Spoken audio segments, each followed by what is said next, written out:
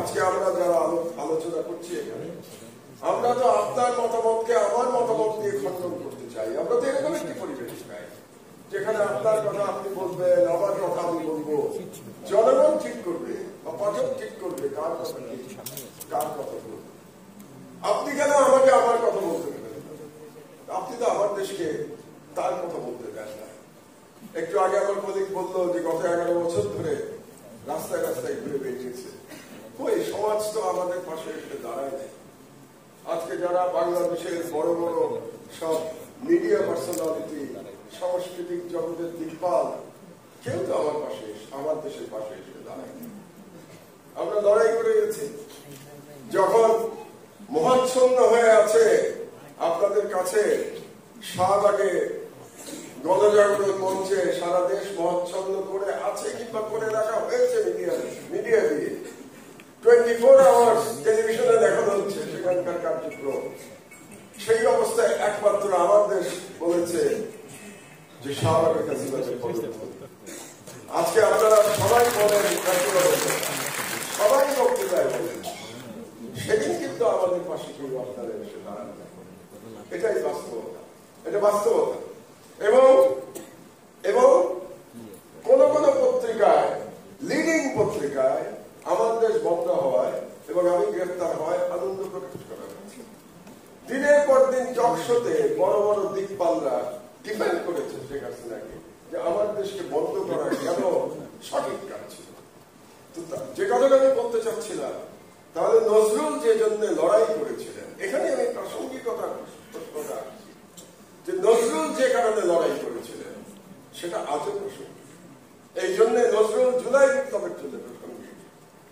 এই জন্য আপনারা দেখেছেন যে আজকের তরুণ সমাজ জুলাই বিপ্লবের সময় দেয়ালে দেয়ালে নজরুলের কবিতা লিখে রেখেছে। কারণ নজরুল তো সর্বরকম অন্যায়ের বিরুদ্ধে, সর্বযুগে নজরুল প্রাসঙ্গিক, এতে কোনো সন্দেহ নাই। তো কাজেই আমি মনে করি এখন একটা সুযোগ এসছে আমাদের, জুলাই বিপ্লবের ফলে একটা সুযোগ এসছে যে কোন সুযোগটা আমরা চাই। আমরা তো চাই না কোনো মিডিয়া বন্ধ, এটা আমরা চাইতে পারি না। আমরা চাই সবার যেন কথা বলার সম অধিকার। আমরা কথা বলব, কাউকে যেন গায়ের জোরে যেভাবে আমার দেশকে বন্ধ করে দেওয়া হয়েছিল, 11 বছর ধরে বন্ধ রাখা হয়েছে, এরকম ভাবে যেন কেউ কোনো বন্ধ নেই। এবং মজার কথা কি জানেন, 11 বছর পরে এখন আমরা লড়াই করছি আবার পত্রিকাটা চালু করবার, কিন্তু সমাজ থেকে, রাষ্ট্র থেকে, সরকার থেকে যে ধরনের সহযোগিতা আমরা প্রত্যাশা করি সেটা কিন্তু এখনো পাচ্ছি না। নানা রকম বাধা আমাদেরকে অতিক্রম করতে হচ্ছে। ব্যুরোক্রেসির নানা রকম বটলনেক কিন্তু এখনো আটকে রেখেছে আমাদের। আজকে 9 মাস হয়ে গেল, 3 মাস হয়ে গেল। আমি তো মনে করি সরকারের দায়িত্ব ছিল তাদের এগিয়ে আসা, তাদের জিজ্ঞেস করা উচিত ছিল আমাদেরকে যে কি লাগবে, আপনাদের পত্রিকাটা বের করার জন্য কি লাগবে।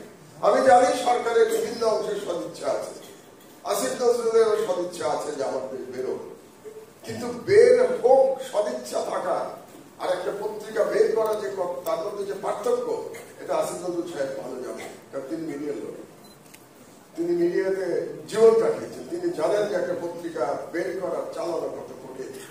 এবং এই যে 11 বছর ধরে এক শেখ হাসিনার দালাল সরকার আমার দেশকে বিভিন্ন ভাবে ধ্বংস করে গেছে, সেখান থেকে এখন যে আমরা খুব দ্রুত পত্রিকাটা চালাবো, সেইটা চালানোর জন্য যে সহযোগিতা দরকার, সরকারের সকল অংশে সেই সহযোগিতা এখনো না।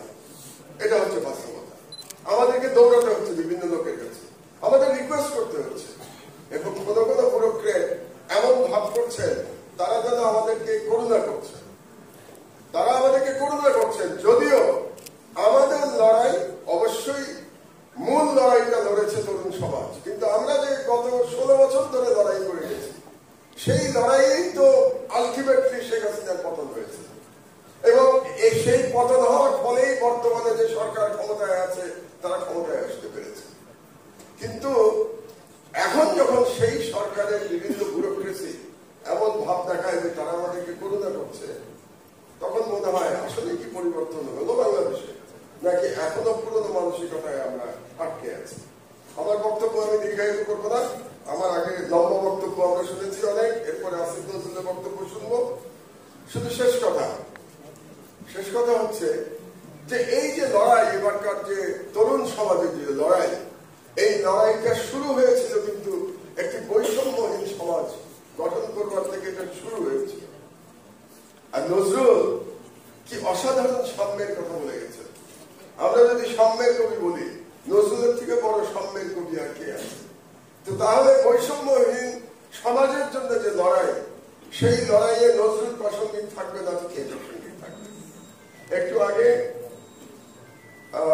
কবি আব্দুল হাই শিকদার একটা কবিতার কথা বলেছে এবং সে বলেছে যে শ্রেষ্ঠ লাইন কবিতা হিসেবে, আমি তার সাথে একমত। আমি আরেকবার ওই কবিতার লাইনটা বলছি। গাহি সাম্যের গান, মানুষের চেয়ে বড় কিছু নাই, নহে কিছু মনে হয়। অথচ আমরা গত সরকারকে দেখেছি এই মানুষকে কত জুলুম করতে। এই যে আমরা বললাম যে মানুষের থেকে বড় কিছু নাই, নহে কিছু মহিয়ান, আমরা বলছি না, নজরুল বলে গেছেন। সেই মহিয়ান মানুষকে কত ভাবে নিপীড়ন করেছে দানব শেখ হাসিনার ফ্যাসিস্ট সরকার। কত ভাবে মানুষকে জুলুম করেছে, আয়না ঘর বানিয়েছে, গুম করেছে, এক্সট্রাজুডিশিয়াল কিলিং করেছে, মানুষকে অপমান করেছে। কাকে অপমান করতে বাকি রেখেছে? শেখ হাসিনার বাণীগুলি যদি আমরা মনে করি বিভিন্ন ব্যক্তি সম্পর্কে, প্রফেসর ইউনূস সম্পর্কে, বেগম খালেদা জিয়া সম্পর্কে এবং অন্যান্য সম্মানিত ব্যক্তিদের সম্পর্কে, তাহলে তিনি মানুষদের প্রতি মুহূর্তে অপমান করতেন। তো সেই সরকার এই দানব সরকার থেকে আমাদের মুক্তি দিয়েছে, ফাইনাল লড়াইতে মুক্তি দিয়েছে আমাদের অসীম সাহসী তরুণ সমাজ, এবং তাদেরকে আমি ধন্যবাদ জানাই। তাদেরকে আমি অবাক হয়ে যাই যে 16 বছরের সেই কি বলে সত্যজিৎ রায়ের সিনেমা দেখেছিলাম হীরক রাজার দেশে, সেই যন্তর মন্তর ঘরে ব্রেন ওয়াশ করা হয়। 16 বছর ধরে ব্রেন ওয়াশ করার পরেও এই প্রজন্ম মাথা উঁচু করে দাঁড়িয়েছে। এটা অবিশ্বাস্য ঘটনা, পৃথিবীর ইতিহাসে এটা দেখা যাবে যে 16 বছর ধরে ব্রেন ওয়াশের পরেও তারা মেরুদণ্ড সোজা রেখেছে, তারা তাদের ঈমান ঠিক রেখেছে, তারা এক মুহূর্তের জন্য বিচলিত হয়নি। সেটা প্রমাণ করেছে তারা জুলাই বিপ্লবের মধ্যে দিয়ে। এবং আমি তরুণ সমাজকে ধন্যবাদ জানাচ্ছি এবং তারুণ্যের জয় হোক এই বাক্য উচ্চারণ করে আমার বক্তব্য শেষ করছি। আল্লাহ হাফেজ। বাংলাদেশ জিন্দাবাদ।